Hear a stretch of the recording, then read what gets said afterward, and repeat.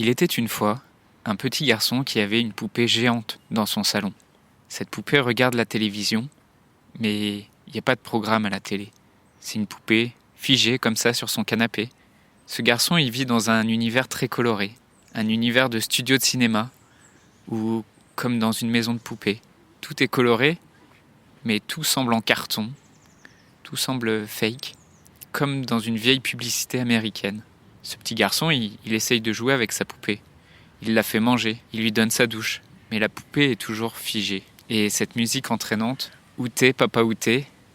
Dis-moi où est ton papa. Dans un monde où la question de la mort est souvent taboue, où vivre un deuil signifie encore être jugé, provoquer de la gêne, de l'incompréhension, quand ce n'est pas de la pitié, la grande question est celle-ci. Comment des orphelins comme nous, qui avons vécu très tôt la mort d'un parent, qui ne voulons pas porter ce poids sur nos épaules toute notre vie, ni qu'il impacte nos relations actuelles, comment nous pouvons y donner un sens nouveau, construire des relations plus profondes, et surtout, comment nous reprenons le pouvoir sur nos vies. Mon nom est Johan, et bienvenue chez les orphelins résilients.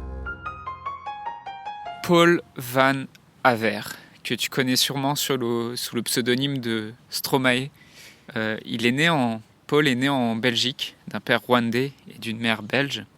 Son père, en fait, c'est un dragueur. Son père, c'est un coureur et il sera quasiment jamais là pour lui dans son enfance. Son père, c'est un architecte qui vit entre le Rwanda et la Belgique. Et sa mère, donc, elle l'élève seule avec ses 3 autres frères et sœurs. Et Paul, quand il a 9 ans, alors qu'il avait vraiment très peu de nouvelles de son père, sa mère apprend qu'il est mort, et qu'il est mort dans le génocide des Tutsis au Rwanda. Le génocide des Tutsis au Rwanda, c'est pendant 3 mois, en 1994, 800 000 Rwandais qui sont tués. C'est le génocide le plus rapide de l'histoire et celui qui a créé le plus de morts par jour. Et sans entrer dans les détails politiques, en fait, c'est dans un contexte de guerre civile au Rwanda qui oppose 2 groupes de population. D'un côté, le gouvernement Hutu et de l'autre, les Tutsis. Et en fait, le gouvernement refuse de réintégrer les Tutsis qui ont été exilés. Et pendant ce génocide, les extrémistes Hutus vont chercher à éliminer tous les Tutsis sur la base simple de leur identité. Et donc, Paul Van Haver, alias Stromae, il va apprendre la mort de son père que 3 ans plus tard, après cet événement. Il va l'apprendre en fait juste en demandant la confirmation à sa mère, parce que ils n'ont pas réussi à se parler aussi clairement que ça, et donc il va demander à sa mère si son père Pierre est bien mort, et donc il l'apprendra seulement 3 ans après, quand il aura 12 ans. Et donc c'est sur cette relation à la fois complexe avec son père absent pendant toute son enfance, et sur cet assassinat, puisqu'il a été tué dans un contexte politique international, et en même temps devant le mutisme de sa famille, que Stromae va grandir et se construire à partir de l'âge de 14 ans, et sans pouvoir régler ses questions sur l'histoire de son père, ni pouvoir espérer un jour rattraper le temps qu'il n'a pas pu avoir avec son père dans sa petite enfance. Il va devoir se construire, et il va devoir construire sa vie. Et c'est à cet âge-là, en fait, qu'il commence à s'intéresser à la musique. Il s'inscrit à une académie de musique pour prendre des cours de solfège et de batterie. Et quand il est adolescent, sa mère l'inscrit dans un internat jésuite qu'il appellera une prison dorée. C'est là où il découvre le rap, c'est là où il commence à produire des morceaux sur son ordinateur. À cet âge-là, il se voit déjà artiste, il se voit déjà sur scène, et il travaille dessus avec des amis, et il va construire petit à petit tout son univers artistique, parce que c'est une personne qui est entourée d'énormément d'artistes, autant sur le côté musical, sur le côté visuel et sur le côté vestimentaire. C'est quelqu'un qui a le souci du détail, et il veut produire les choses à la perfection, et il a aussi un grand sens des affaires. Et donc, comme ça, dans son adolescence, puis en progressant vers l'âge adulte, il commence à former des groupes de musique, des duos, certaines de ses collaborations qui échouent, qui n'aboutissent pas. Il va se payer une école de cinéma pour apprendre comment ça marche le son, Et il va le faire tout en travaillant chez Quick. Et puis, petit à petit, il va créer son premier opus. Il va s'entourer de noms, de grands noms d'artistes qu'il va oser aller voir. Il va faire ses premières armes. Et il va créer en 2010 son propre label qui s'appelle Mozart. Et c'est ce qui va marquer vraiment le début de son envolée. Il va faire son premier album.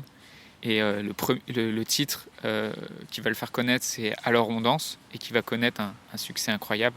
Et ensuite, il va faire de nombreuses collaborations artistiques qui vont le propulser au niveau international.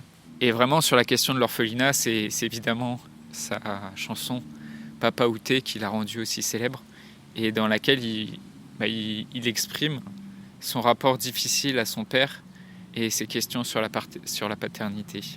En fait, tout s'est pas fait aussi simplement pour Stromae, parce que bien sûr, il a souffert de cette relation avec son père et de ce deuil. Et bien sûr, en même temps, il a été propulsé comme ça dans la célébrité.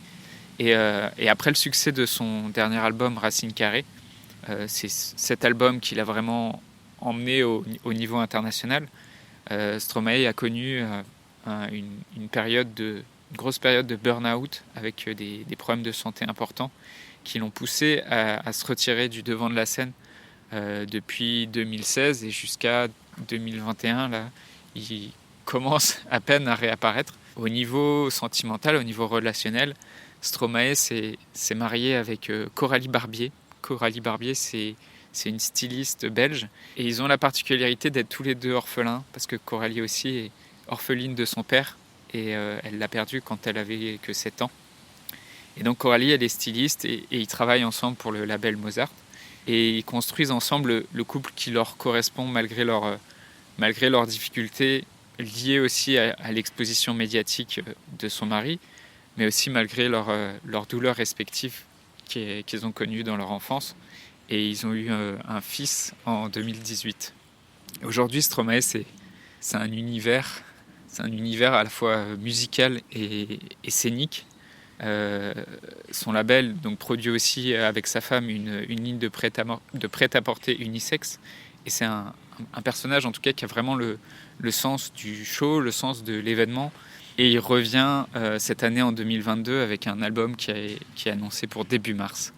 Voilà, j'espère que l'histoire de Stromae, cet orphelin qui est devenu artiste, que c'est une histoire qui t'aura inspiré, c'est une histoire qui t'aura peut-être invité aussi à réécouter ses chansons et qui t'invitera aussi à voir comment d'une enfance et d'une histoire aussi douloureuse, cet artiste a réussi à construire une vie à la fois inspirante et incroyable. Je voudrais te remercier d'avoir écouté cet épisode et j'espère sincèrement que ce que je t'ai partagé aujourd'hui t'a aidé.